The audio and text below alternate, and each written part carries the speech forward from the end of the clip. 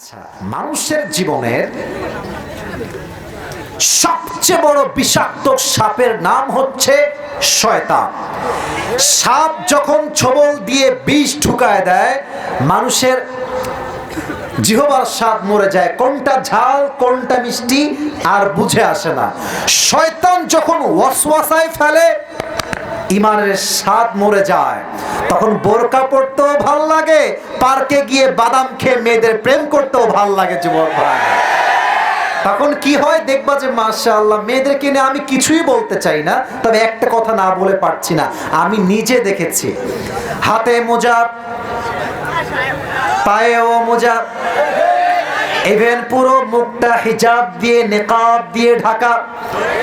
দেখলেই মনে হবে यार ये तो अभी कभी जन्नत से भाग के दुनिया में आई है।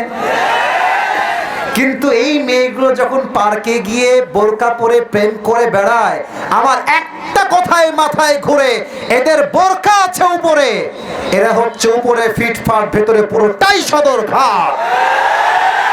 এদের অন্তরটা অসুস্থ। ভালো কাজও ভাল লাগে, খারাপ কাজও ভাল লাগে।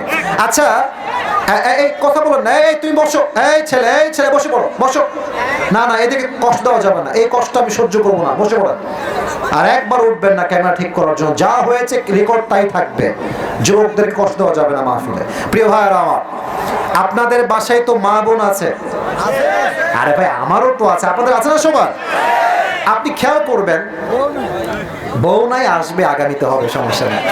আচ্ছা, এদিকে তাকান, আমার কথা কি বুঝতে কোনো সমস্যা হচ্ছে আপনাদের?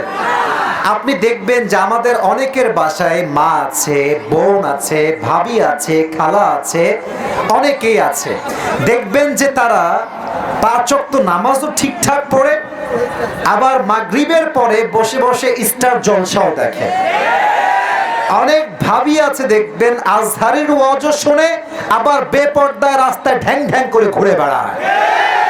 অনেক প্রবাসীর বউ আছে, আজহারের ওয়াজ শোনে, শেখ আহমদুল্লাহ হুজুরের ওয়াজ শোনে, ওয়াজও শোনে, আবার স্বামীকে বাদ দিয়ে অন্য ঘাটে পানিও খেয়ে বেড়ায়। যুবক ভাই, বলবেন হুজুর তারা তো মুসলমান, তারা তো ওয়াজও শোনে, নামাজও পড়ে, তবে এগুলো করে কেন? আমি বলবো এদের অন্তরটা অসুস্থ হয়ে গেছে। ভালো কাজও করতে ভাল লাগে, খারাপ কাজও করতে ভাল লাগে। এটা সুস্থ আত্মা নয়, এটার নাম অসুস্থ আত্মা। ঠিক কিনা বলেন?